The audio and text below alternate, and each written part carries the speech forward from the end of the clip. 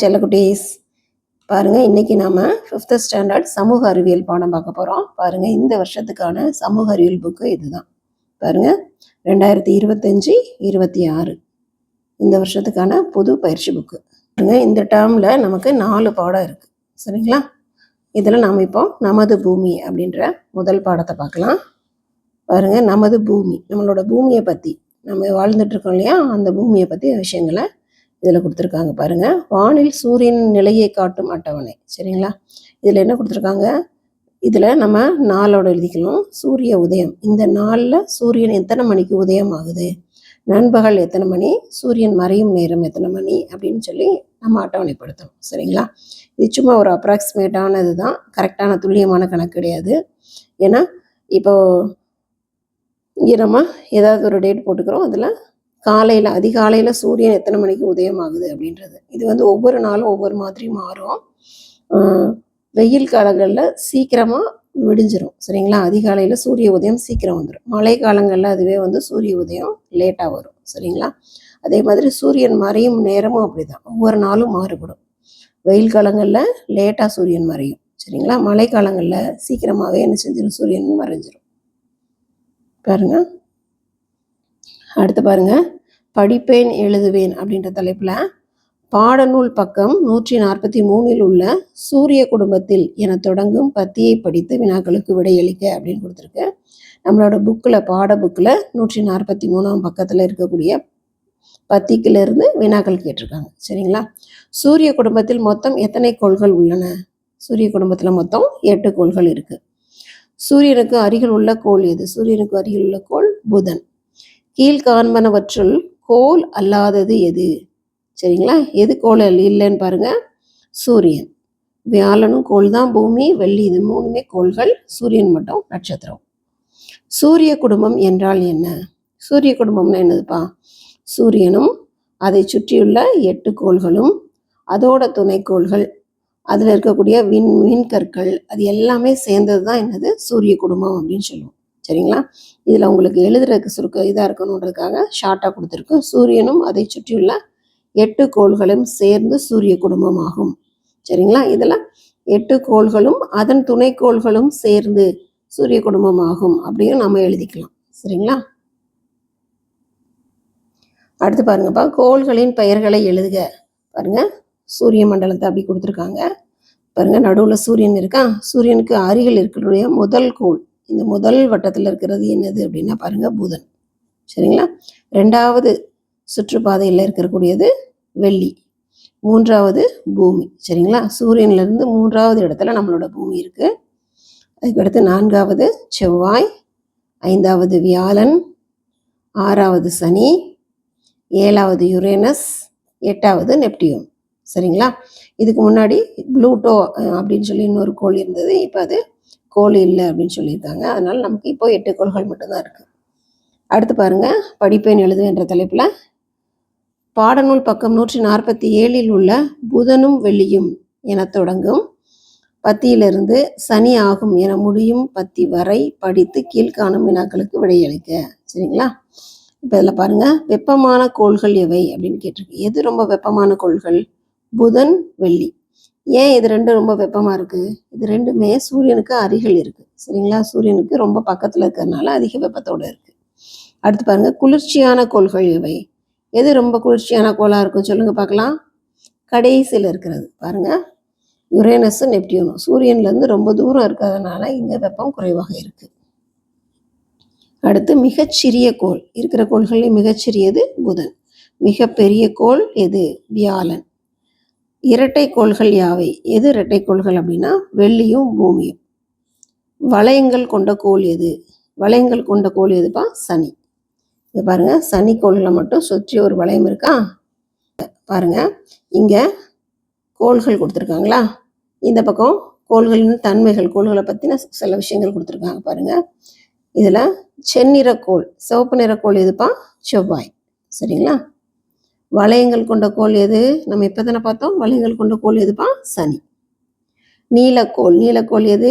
நம்மளோட பூமி. சரிங்களா? நீல நிறத்தில் இருக்கிறதுனால நமக்கு நம்மளோட பூமியை நீலக்கோள்னு சொல்கிறாங்க. அங்கே தண்ணீர் நிறைய இருக்குது. கடல்கள் நிறைய இருக்கு இல்லையா, அந்த கடல்கள் பார்க்குறதுக்கு நீல கலரில் தெரியுது. உறைந்த கோள் எதுனா நெப்டியூன். சரிங்களா, வெப்பம் குறைவாக இருக்கு இல்லையா, அங்கே உறைஞ்சிருக்கும். மிகப்பெரிய கோள் வியாழன். அடுத்து பாருங்க, காலச்சுவடியில் என்ன கொடுத்துருக்காங்கன்னு பார்க்கலாம். பூமி ஒரு முறை தன்னைத்தானே சொல்வதற்கு 24 மணி நேரம் ஆகிறது. பூமி ஒரு தடவை தன்னைத்தானே சுற்றி வர்றதுக்கு எவ்வளோ நேரம் ஆகுது? 24 மணி நேரம். இதே போல் ஒரு வருடத்தின் 365 நாட்கள் என்பது பூமி தன்னைத்தானே சுழன்று கொண்டு சூரியனை முழுமையாக ஒரு முறை சுற்றி வர ஆகும் நாட்களின் எண்ணிக்கையாகும். இங்கே பாருங்க, பூமி என்ன செய்யுது? பூமி தானே சுற்றிக்கிறதுக்கு 24 மணி நேரம். இது தானே சுற்றிக்கிட்டு இந்த நீள்வட்ட பாதையில் சூரியனை சுற்றி வருது பார்த்தீங்களா, சுற்றி அதே இடத்துக்கு வருது இல்லையா, இந்த மாதிரி ஒரு முறை சுற்றி வருவதற்கு ஆகும் நாட்கள் தான் 365 நாட்கள், அதாவது ஒரு வருடம். சரிங்களா, அடுத்த டாபிக் பாருங்கப்பா. படத்தை பார்த்து குறிப்பை படித்து இடங்களை கண்டுபிடித்து எழுதுகன்னு கொடுத்துருக்காங்க. இங்கே பாருங்கள், மேலே இங்கே கொடுத்துருக்காங்க பாருங்கள். சூரிய குடும்பம், பூமி, பேரண்டம், இந்தியா, பால்வெளி மண்டலம், ஆசியா, தமிழ்நாடு. சரிங்களா, இது கொடுத்துருக்காங்க. இங்கே படங்கள் கொடுத்துருக்காங்க. இங்கே ஒவ்வொரு சென்டென்ஸ் படங்களை பற்றின ஒரு குழுவும் கொடுத்துருக்காங்க பாருங்கள். இது நான் வாழும், பாருங்கள் இது என்ன இருக்குங்க பாருங்கள், இது பேரண்டம். சரிங்களா, பேரண்டம்னா இதில் எல்லாமே இருக்குது.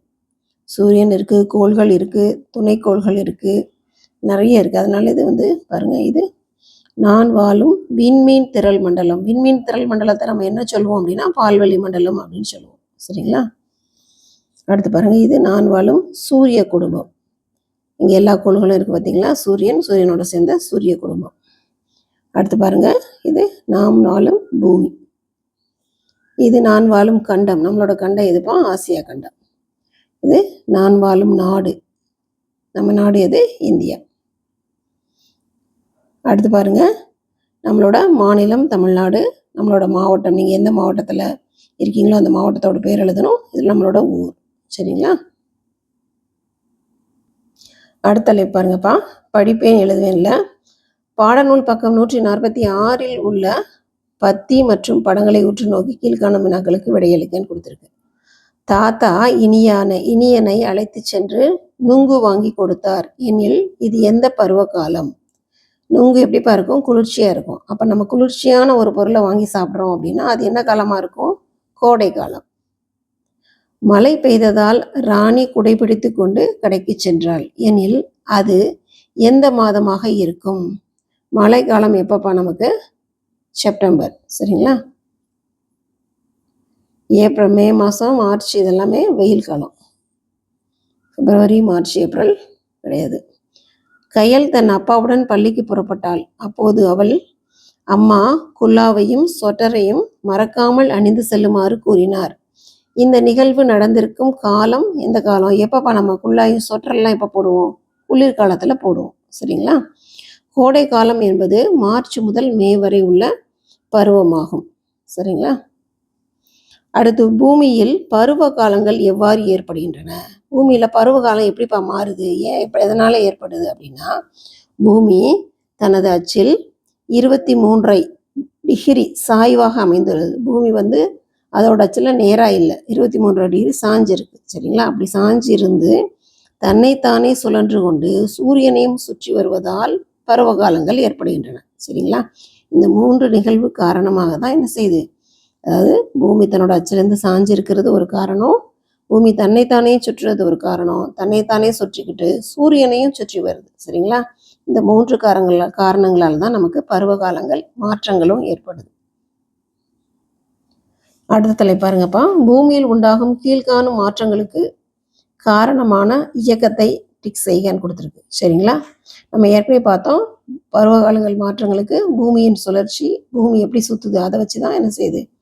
பூமி தன்னைத்தானே சுற்றுறது, சூரியனை சுற்றுறது, சாஞ்சிருக்கிறது, 23 டிகிரி சாஞ்சிருக்கிறது, இதெல்லாமே காரணம்னு பார்த்தோம்.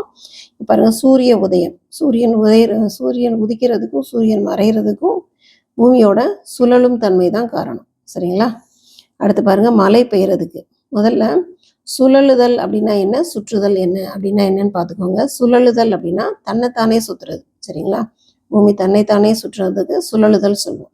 சுற்றுதல் அப்படின்னா இன்னொரு ஒன்றா சுற்றுறது, அதாவது சூரியனை பூமி சுற்றி வருது இல்லையா, அது சுற்றுதல். சரிங்களா? இப்போ மழை பெய்யறதுக்கு எது காரணம்? சுற்றுதல் காரணம். பருவ காலங்களுக்கு மாறி இருக்கா, இதுக்கு என்ன காரணம்? சுற்றுதல் காரணம்.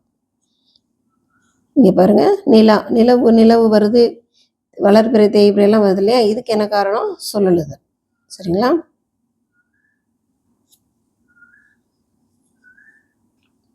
மாதங்களுக்கு ஏற்ப பருவ காலங்களில் உள்ள படங்களை வரைகன்னு கொடுத்துருக்காங்க. இங்கே பாருங்கள், கோடை காலத்துக்கு இங்கே பழத்தோட தர்பூசணி பழத்தோட படம் கொடுத்துருக்காங்க. குளிர்காலத்துக்கு ஒரு காஃபி கப் கொடுத்துருக்காங்க. மழை காலத்துக்கு மழை பெய்கிற மேகத்தை கொடுத்துருக்காங்க.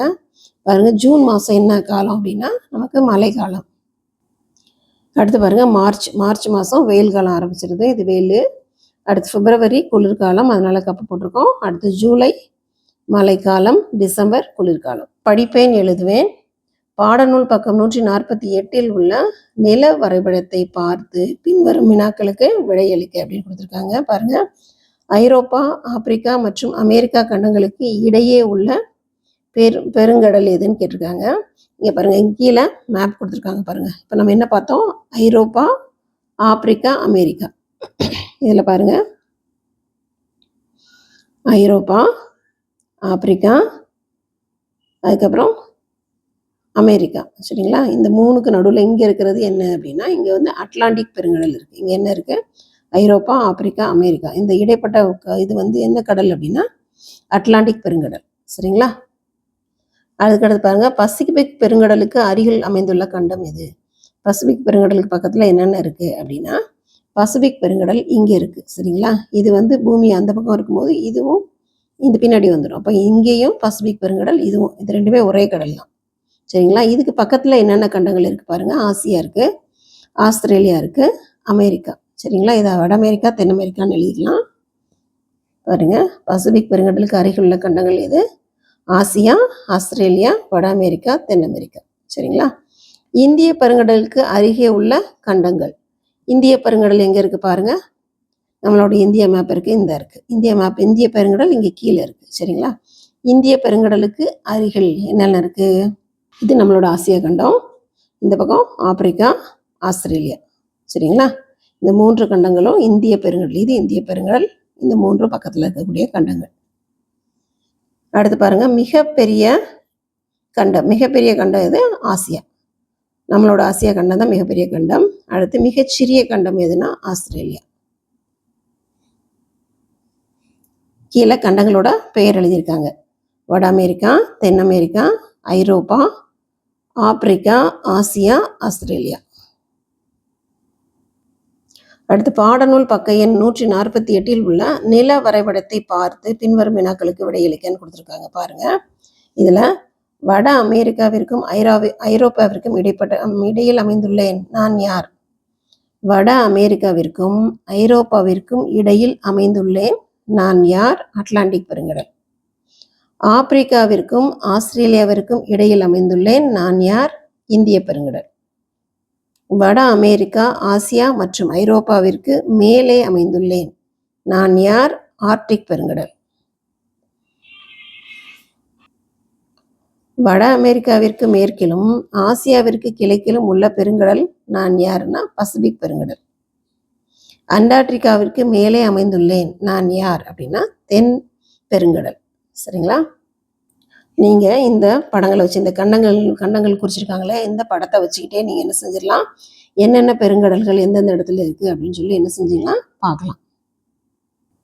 அடுத்து பாருங்கப்பா, படிப்பேன் எழுதுவேன்ற தலைப்பில் பாடநூல் பக்கம் 143 உள்ள முதல் 3 உரையாடல்களை படித்து வினாக்களுக்கு விடையளிக்கன்னு கொடுத்துருக்கு. நட்சத்திரங்களின் தொகுப்பு விண்மீன் திரள் மண்டலம் என்று அழைக்கப்படுகிறது. அளவிட முடியாதது வெளிப்புறமாக விரிவடைந்து கொண்டே இருப்பதும் என்னது அப்படின்னா பேரண்டம். பேரண்டத்தை நம்மளால் அளக்க முடியாது. இதில் மற்றதெல்லாம் பாருங்கள், எரிக்கற்களை நமக்கு அளக்க முடியும், துணை கோள்களை பார்க்க முடியும், கோள்களையும் பார்க்க முடியும்.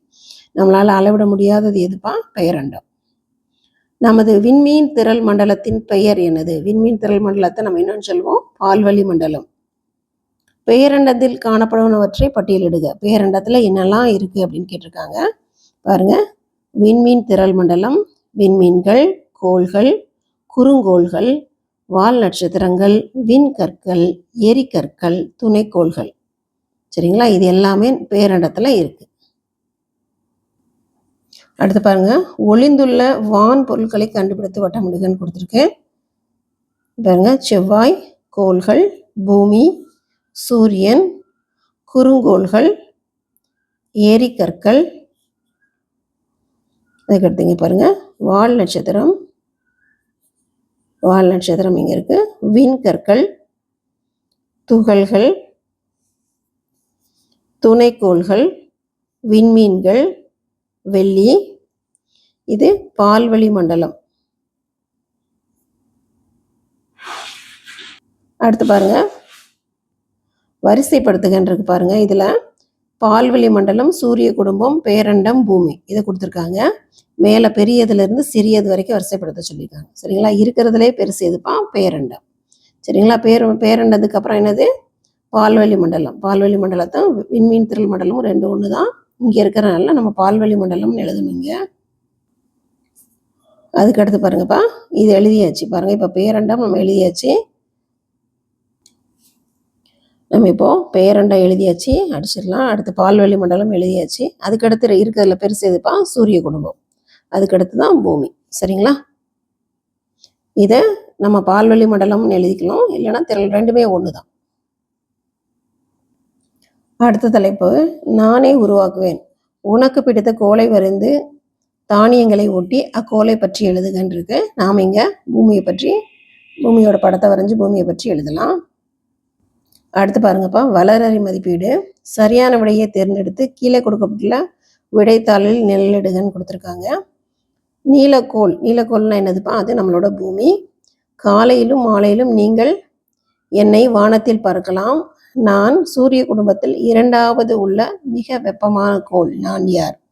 சூரிய குடும்பத்தோட 2வது கோள் என்னதுப்பா? வெள்ளி. சரிங்களா? நம்ம வெள்ளியை வானத்தில் காலையிலையும் அதிகாலையிலையும் மாலை நேரத்துலையும் பார்க்கலாம். சரிங்களா? வேறுபட்டதை தேர்ந்தெடுக்கவும் கொடுத்துருக்கேன். இதில் எது வேறுபட்டிருக்கு பாருங்க. புதன், பூமி, செவ்வாய் இது 3 கோள்கள். பேரண்டம் மட்டும்தான் வேறு. சரிங்களா?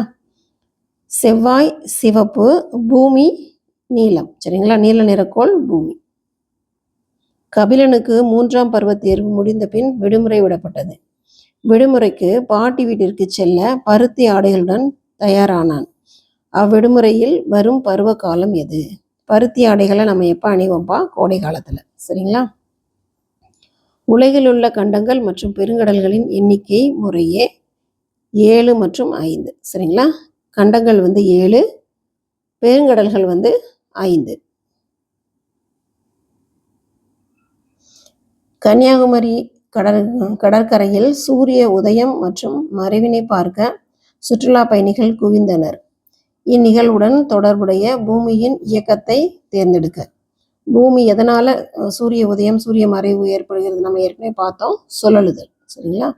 பூமி தன்னைத்தானே சொல்றதுனால இந்த இது வருது. பால்வெளி மண்டலம் என்பது விண்மீன் திரள் மண்டலங்களுள் ஒன்று.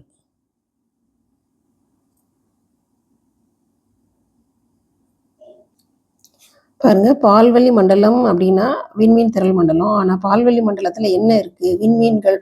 சரிங்களா? விண்மீன் மண்டலங்களுள் ஒன்று தான் பால்வெளி மண்டலம். சரிங்களா? வளவனுக்கு குளிர்காலம் பிடிக்காததால் கோடை காலம் வருகைக்காக காத்திருக்கிறார். பின்வருவனவற்றில் அவர் ஆசையை நிறைவேற்றுவது எது? எதனால அவனுக்கு இது பருவகாலங்கள் மாறி வருது அப்படின்னா பூமி சுற்றுதல். அடுத்து பாருங்க, கோளரங்கத்தில் மாணவர்கள் வளையங்கள் உள்ள கோளை பார்த்தனர். அவர்கள் பார்த்த கோள் எது? வளையங்கள் இருக்கிற கோள் எதுப்பா? சனிக்கோள். சரிங்களா? கீழே பாருங்க, நம்ம இந்த இதை விடைத்தாளில் இந்த மாதிரி குறிச்சிருக்கோம். அடுத்து பாருங்க, மாதத்தேர்வில் பத்திகளை படித்து வினாக்களுக்கு விடையளிக்கன்னு கொடுத்துருக்காங்க. ஒரு பத்தி கொடுத்துருக்காங்க பாருங்க. சோஃபியா படிக்கும் பள்ளியில் மாதத்தின் 2வது சனிக்கிழமை என்று சென்னைக்கு கல்வி சுற்றுலா சென்றனர். சென்னையில் பல இடங்களை சுற்றி பார்த்துவிட்டு மாலை பிர்லா கோளரங்கத்திற்கு சென்றனர். மாணவர்கள் தொலைநோக்கி வழியாக செவ்வாய், வெள்ளி, வியாழன், புதன் போன்ற கோள்களையும் நட்சத்திர கூட்டங்களையும் கண்டனர்.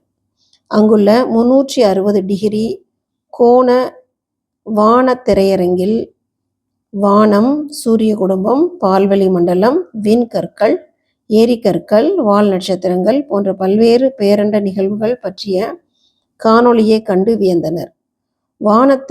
வானத்திரையரங்கில் பார்ப்பதற்கு பூமி மிகவும் அழகாக இருந்தது. பாருங்க, இதை வச்சு நம்ம கீழே பதில் சொல்லணும். தொலைநோக்கி வழியாக மாணவர்கள் பார்த்த மிகப்பெரிய கோள் எது? வியாழன். சரிங்களா? பாருங்க, அவங்க பார்த்த கோள்கள் இந்த இடத்துல இருக்கா. இதுல எது பெருசு அப்படின்னா வியாழன். வானத்திரையரங்கில் காண்பிக்கப்பட்ட எரிந்து கொண்டே விழும் பொருள் எது? வானத்திரையரங்களை பார்த்ததில் எரிந்து கொண்டே விழும் பொருள் எதுன்னா விண்கற்கள்.